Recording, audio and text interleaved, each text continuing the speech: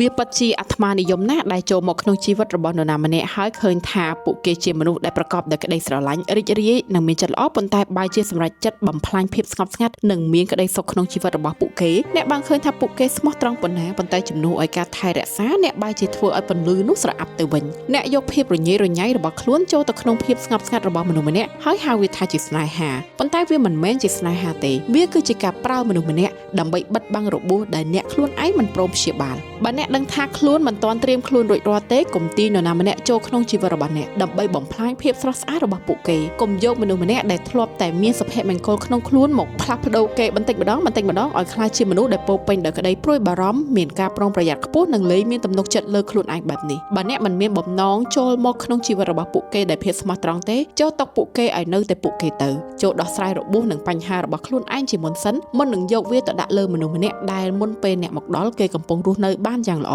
ពីព្រោះភាពស្ងប់សុខរបស់មនុស្សដែលអ្នកបានបំផ្លាញអាចនឹងមិនវិលត្រឡប់មកដូចដើមទៀតឡើយហើយការដែលដឹងថាអ្នកជាមូលហេតុដែលធ្វើឲ្យមនុស្សម្នាក់បាត់បង់ភាពស្ងប់សុខដែលពួកគេធ្លាប់មានគឺជាបន្ទុកដ៏ធ្ងន់មួយដែលត្រូវទទួលខុសត្រូវ Angel Aesthetic ផ្ដល់សេវាកម្មសម្រករាងនិងថែរក្សាសម្រស់បែប Premium ជាមួយម៉ាស៊ីនទំនើបនាំចូលពីប្រទេសជប៉ុននិងមានបុគ្គលិកជំនាញដែលទទួលបានការបណ្ដុះបណ្ដាលតាមស្តង់ដារមានសេវាសម្រករាងមួយទូខ្លួនបន្តឹងស្បែកមុខ Laser ជំរុះរោម Massage មុខនិង Body Spa កាន់តែពិសេសបញ្ចុះតម្លៃរហូតដល់ 50% ធ្វើចាប់ពី5ដងឡើងទៅទទួលបានការបញ្ចុះតម្លៃនិងថែមជូនពិសេសទីតាំងផ្លូវ528 បង្កក់ទល់មុខមន្ទីរពេទ្យខេម៉ា Facebook Page Angel Aesthetic